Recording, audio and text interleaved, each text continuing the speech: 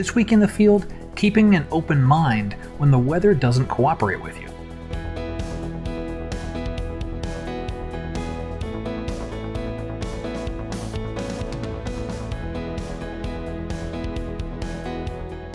Hey everyone, I'm Scott Davenport. Welcome to In the Field. Thanks for joining me today. Quick thing before I get into today's topic, 2018 photo workshops.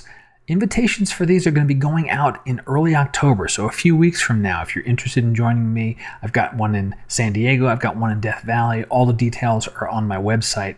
Get yourself on the reserve list. It's like saving your place in line, because the invites will go out in the order that people get on the line, get on the list. So if you want to come shoot with me next year, head on over to the website. This video will still be here when you come back. So today's video is about keeping an open mind. During my visit to Japan, I went to this one area of the country, a town called Shirahama, and lots of different, very interesting rock formations along the coast. You know, my kind of place, coastlines, jagged rocks, ocean, all that kind of stuff. But I didn't get quite the weather that I'd hoped for. I made a scouting trip there and then returned for an evening shoot. Let me show you the footage, and I'll come back and talk about, what worked and what didn't. On this rock plateau in Shirahama, Japan, and it is awesome. It's like almost like the Grand Canyon mini meets the ocean, and there's all sorts of interesting patterns and strata in the rock. I'm going to get myself down into this area here. I'm shooting handheld. This is really just a stop along a drive with the family, and there's a little bit of you can see it about the center of this frame where some of the water has come in between these rocks. That's some interesting channel there. I'm going to cut that through there, get a couple of handhelds, and maybe just do some handheld panos as well to try and capture the grandeur of this place. All right, I've made it to my final destination, Senjojiki Rock Formations.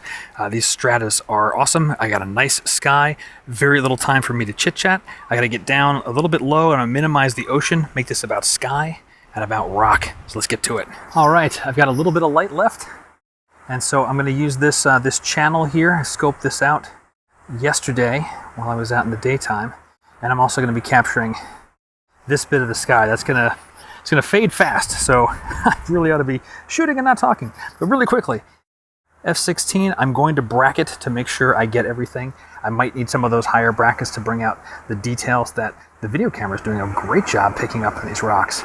But also want to make sure I get the detail in that sky. I've only got time for one composition, so this is going to be it. So we're looking at this kind of framing, right about there.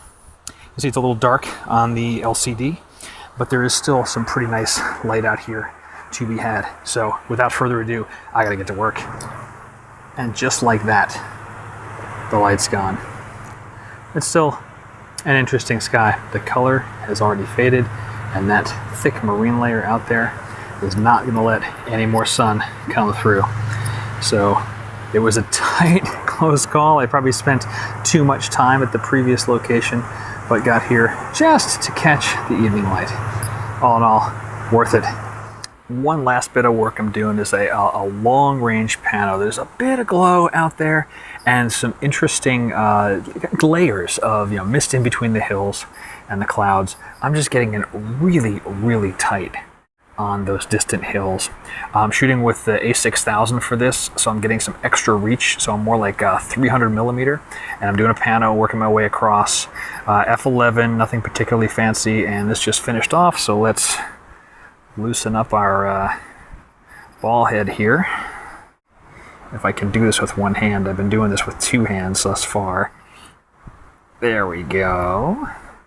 And I'm just going to nudge this ever so slightly to the next frame, and small adjustments make a big sweep when you're shooting at 300. So I'll take another frame, and I'm working my way from, let's see, center camera to about where that extra glow is right there on the left-hand edge. So as I was looking at the photos from both the scouting visit and my sunset, which never materialized, I liked the compositions of the Senjojiki Rocks more from my scouting trip.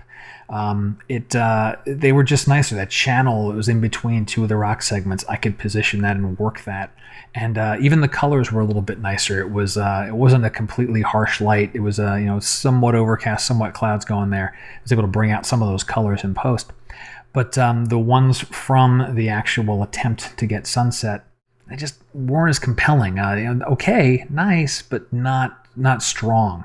And that would have been a bummer had I not kept an open mind. I said, well, what else might nature throw at me? And so, I spent, a bit of extra time wandering around the rocks and keeping myself occupied, taking pictures of like close-ups of the rocks. There's some really cool patterns and textures and things like that. And then the fog started to roll in from the ocean, especially on some hills, off in the distance. And those looked really cool. And that was, where you saw I switched up to longer lens. I actually used my smaller camera, that's the A6000, so I had a crop sensor, so I got extra reach, and then started taking photos of just this particular area of the landscape.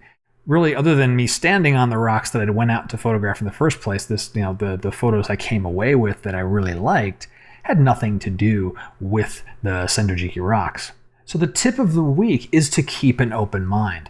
We never know what nature's going to throw at us on any given day. We can get some ideas, we get some hopes based on forecasts and weather and looking outside and seeing what's going on in the skies. But at the end of the day, when you're out there with the camera, you're going to get what you're going to get. And if I'd slumped my shoulders over and threw the camera in the bag and walked back to the car, I would have missed out on what ended up being a very cool set of photos that I came away with. And that'll do it for this week in the field. I hope you've enjoyed it, and if you did, let me know somehow. If you haven't subscribed to the channel, appreciate it if you would. It's nice to see our little corner of the internet growing. If you've got photo questions, send them my way. You can contact me through my website, comments on the video below, however you'd like to get a hold of me. Love to hear what's on your mind and what you're thinking about photographically. Well, until next time, my name's Scott Davenport, and happy shooting.